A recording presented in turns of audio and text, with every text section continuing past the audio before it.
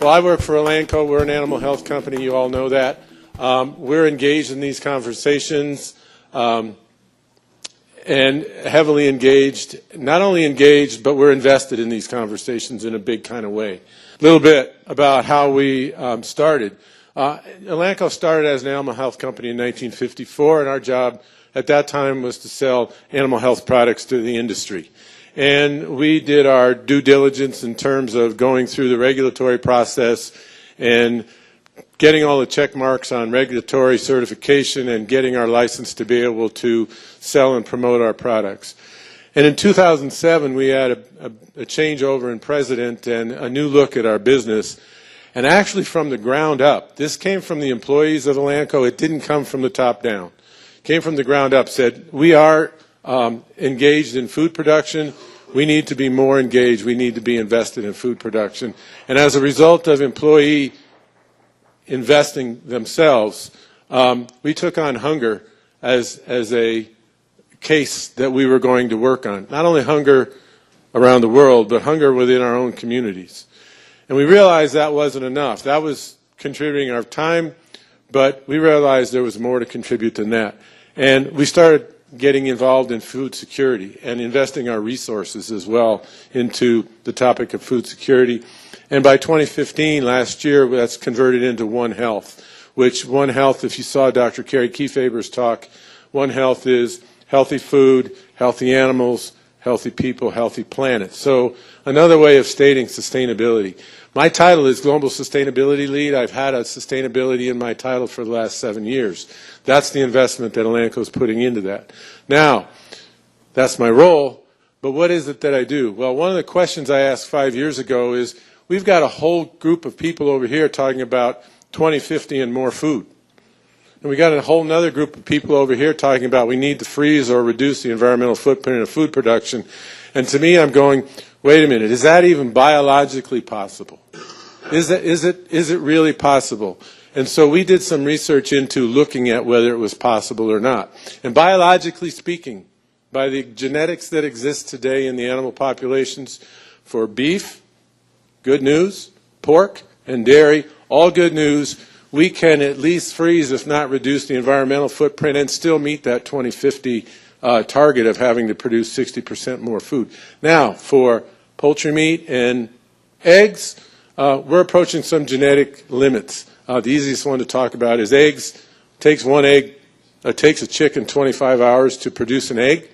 There's more than 25 hours in a day. So over the course of a year, a hen can produce theoretically about 320 eggs. In top producing nations, we're producing about 290 eggs per chicken, per hen, per year. In other countries, it's less than 150. So we are approaching, in poultry species, some limits. But for beef, good news, we can. Now, let's talk about why and how. We've been through these. I'm not going to go through this slide again. The 9.7 billion population, I talked this morning about the diversity in that population and older people. And really, I think we're missing the boat. Talking about food and infants, that's part of it. Believe me, I know from firsthand experience, those of you who have known me for years know that there's less body mass standing up here today than there was 2 years ago. And that's due to increasing the relative proportion of protein in my diet, also increasing exercise a little bit, and reducing the number of calories.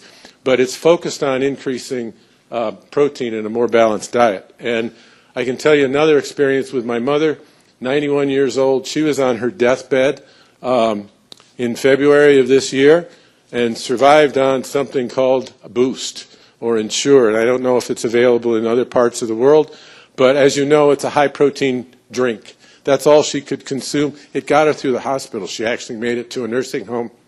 Excuse me, a little emotional. Still survives because of the protein. So we're missing a boat. Now, these projections that we see, I want to tell you they're conservative. Because if you go back to FAO projections, which are still being used today about the increase of protein demand from 2010 to 2050, it's that dotted line down there. From this one here was the projected growth in demand from 2006 to 2013. Well, we now have published records of what the consumption was, and this is what the consumption was. This is the gap. We are underestimating. We are not overestimating. We are underestimating the amount of protein that's going to be demanded. So these are conservative estimates we're talking about. Now, this is one you've probably never seen before. These are years down here, same time period, 2006 to 2013. This on the side here is year-over-year growth rates. And this blue line here is population. And as you look at the population that's actually occurred as estimated by the U.S. Census Bureau's international database, the growth rate is decreasing. This is not the population itself. This is the growth rate. Back in 2006 was right about 1.3% per year. We're down to about 1.2% per year. And it is gradually slowing such that, and by the way, 2050 is not the end. Okay? We have not achieved success by 2050 because the population demographers, experts, don't believe we're going to level out in population till closer to 2100, between 11 billion and 13 billion people. So we're talking about a near doubling of the population in the next 80 years. So that's the population. This is the year-over-year production of land-based protein around the world. This is meat, milk, and eggs, land-based protein. Doesn't include fish. This is the actual growth rate. So you see we had some dips and some ups and downs. This is a regression line on here. The growth rate is slowing down. If you extend this out to here, what do those two lines do? They converge. And what happens when they converge? It means the growth in production is not keeping up with the growth in population. And when that happens, all of a sudden, the stores of food that we have to get us through the hard times, worldwide stores, the worldwide refrigerator and pantry, all of a sudden don't have any stores in them for resiliency to get through catastrophes. So whether it be weather catastrophe, whether it be bad crop, whatever it be, those stores run out. So these are potentials we are facing. So a little bit different graph than what Dr. Hughes provided. I'm missing salmon and fish. He was missing milk and eggs. Okay? Beef, land-based production, about 14% of the world consumption of animal protein is beef. This one does not include fish. So, again, like was said this morning by Larry Stewart, I have a hard time considering this to be a niche market, and it is going to grow. Just remember what I told you about that 1 4-ounce hamburger for China and what that means in terms of cattle. Here's what we're looking at as projected by FAO. Here's what we consumed in 1961, 28.7 million metric tons of beef. And by the way, just like this morning when I said this was global, this is also a global discussion, and so water buffalo are included here as well. Water buffalo are consumed in Asia as beef, and so those are included. In 2010, consumption around 66.7 million metric tons, so over a doubling. And by 2050, projection of 95.2 million metric tons. What else are we dealing with? Well, we've already discussed this wrong nutrition. You know, a lot of overweight people are not overweight because they eat too much. They're overweight because they eat the wrong diet. I could get into a lot of stories there. It occurs in this country. It occurs, and not only Canada, but the United States, also occurs in big-time numbers in developing countries. We've got this 60% increase in demand. We've got 20% of our animals that are lost to disease. This is a U.S. number as well as a global number. 20%. That is waste. Those are resources, as Frank said, that go into animals that don't go into the food chain. So there's waste there.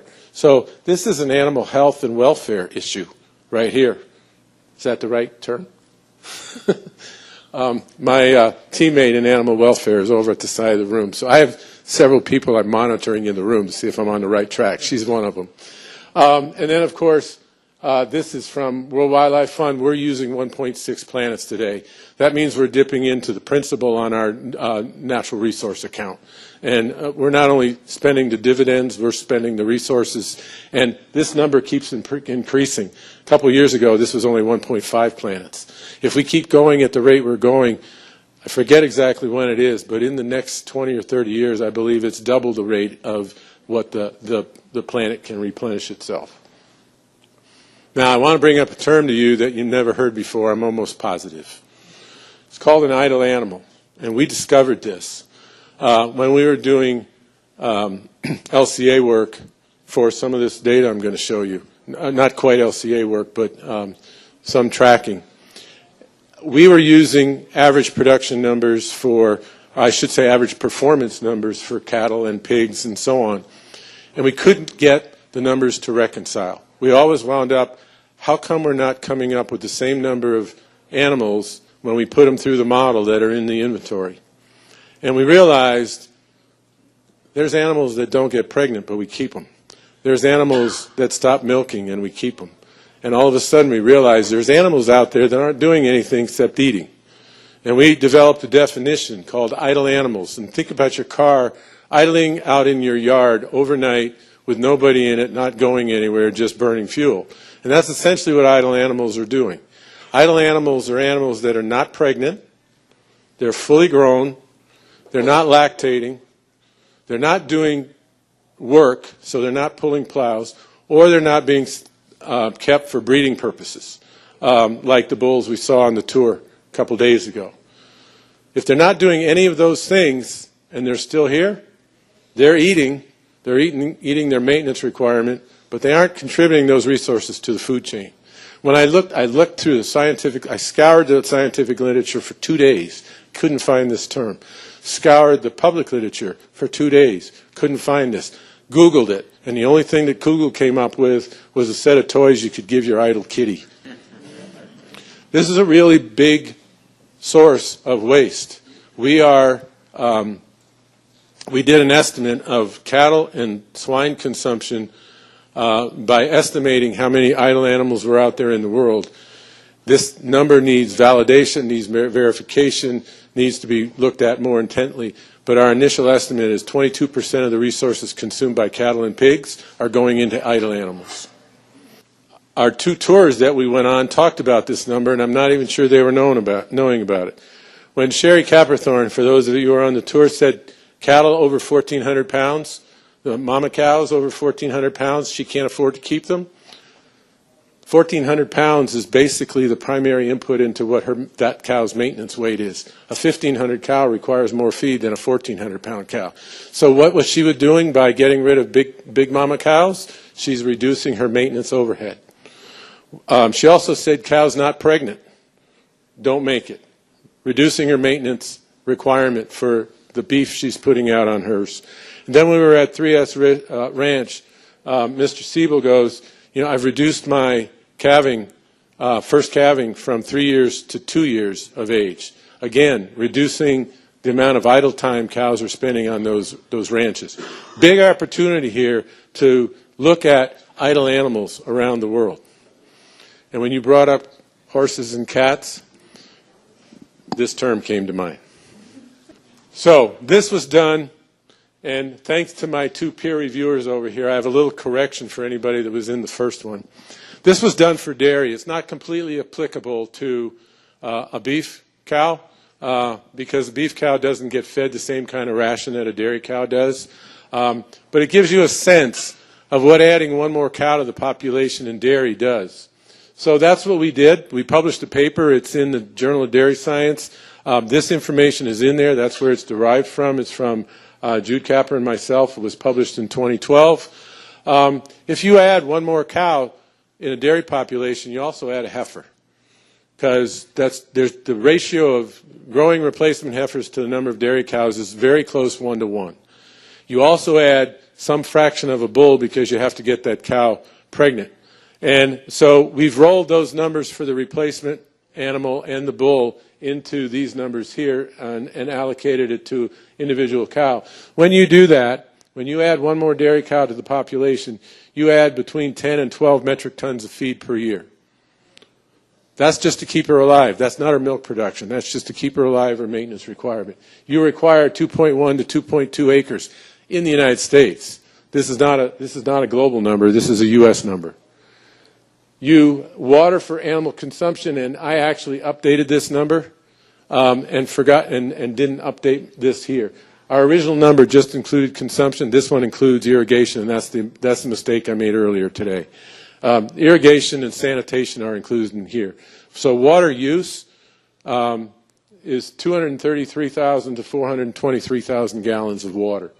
Greenhouse gas emissions, 8.7 to 12.8 metric tons, and manure production, 12.2 to 20.4. Why the range in those is because of the range in the difference between a Jersey cow and a Holstein cow. Size is the big determinant of maintenance. So this is just the maintenance requirement. This is not the production. This is how much she uses to stay alive today. That's it. She needs more fuel, more feed to produce the milk. By the way, there's a lot of discussion about inheritance of feed efficiency. In ruminants, we have to make sure whether we're talking about the feed efficiency of the bacteria in the rumen or the genetics of the cow. Those two things are confounded. So there's a lot of open space and work to be done on that aspect of feed efficiency in ruminants yet. So, as we've talked about, there are cultural considerations. Cows in India are sacred. Cows in India are pregnant about every other year, and out of those 2 years, they spend about 150 days milking. That's one of the reasons their production is so low. However, they're sacred, literally sacred. So we have cultural challenges that we need to work through in order to reduce the environmental footprint of cattle. It's already been discussed that cattle in Africa and livestock in general in Africa are often the wallets or the piggy banks because banks don't function and don't function well. So what are we looking at from a health dynamics? After all, I work for an animal health company. These are, again, U.S. numbers. 3 in 4 cattle fighting respiratory disease. 1 in 4 dairy cows facing mastitis. That's a U.S. number. That's not a world number. A world number you can look at more like 60 to 70% facing mastitis in a year. 9 in 10 chickens exposed to coccidiosis. 1 in 3 pigs experience ileitis, U.S. We have emerging diseases, about 6 global diseases per year emerging. E. coli, you've all heard about E. coli. When I was a kid, nobody talked about E. coli. That has to do because of adaptation and mutations of E. coli. We have more virulent strains of E. coli today than we did 50 years ago. And of course, climate volatility is increasing the disease challenges. As we get wetter in some places, we have more disease challenges than we had before when it was drier. So we have this going on in the animal health sector. So the implications are actually, we're coming to a close here. Bottom line is we cannot increase production by increasing the number of animals. By doing that, we are going to increase the footprint. Secondly, we need to focus on reducing the amount of disease because disease sucks the nutrients out of the production part. Frank used a very excellent example of parasite load, just actually stealing the nutrients away from the cow. We need to have less environmental impact, and this less noise just simply, really it's not about less noise, it's learning how to navigate the noise. And last session, and I suspect maybe this session, we're going to really start talking about how do we communicate? How do we get through that noise that the activists and the critics of animal production are making? So, from the nutrition side, a little bit of data here. This was a study in Kenya in which they stole my time. You're fine. This was a study from Kenya in which school children were studied, in which some of the school children just had their normal diet, which, needless to say, was deficient. Some were compensated with a little bit more carbohydrate. Others got milk, and still others got meat supplemented in their diets. These are increases in test scores. Now, what this represents is actually two things. These are youth, okay? Brain development is big time in children from ages 0 to 12. That's when 80% of all brain development occurs, is in those key ages. So it helps with brain development, but it also helps in the fact that if you're hungry, it's very, very difficult to learn a thing. Without getting melodramatic here, I actually suffered hunger for a period of my childhood due to a catastrophic disease in my family that took my parents' attention away from the rest of us. I can tell you, when you're hungry, and you're that hungry, learning is not an option. So this represents both the opportunity to learn because I'm not hungry and brain development. I've already talked about the opportunity we're missing, and I got to go find the slides and get the information on the elderly. Access to food. Access has to do with cost, and it also has to do with availability. Waste is a huge issue. We're losing 40% of our food in the United States from table waste and processing waste. We're never going to recapture that total 40%, but just think about those numbers. We have people out there saying that if we can just recapture all the food waste we have, we're going to solve the problem. Wait a minute. 60% growth in food need, 40% waste. Last I knew, 1 + 1 was still equal to 2, and 40% didn't equal 60%. So we still, and I totally support recapturing food waste and avoiding waste in the production system by better health. So we need access through that way. We need access through better transportation, through better storage. The amount of food that's lost to storage facilities, either cold chain storage facilities that don't exist or vermin-infected facilities that don't need cold storage, is huge. So access needs to be improved. I'm not going to stop eating beef, regardless. I may eat more, I may eat less, but I'm not going to stop. Choice is an important part. Choice of how we want our food produced is also needed. It's an important part. So how do we balance those two? We've got these considerations because it's not only about choice of the consumer. The part that always seems to get left out of the choice conversation for me is the choice of the producer. The producer needs to have the choice of what they're going to do and how they're going to do it to best manage the resources on their farm. They know better than anybody else. The producer needs to have the choice to use the techniques, use the technology, use the innovation that's going to benefit them. You heard Sherry, hopefully this morning, in the back of the room, talk about how she's changed from a cattle rancher to a forage manager or a grassland manager. We need the opportunity for producers to have that choice as well. Innovation, as I told you, in the beef sector, we can reach this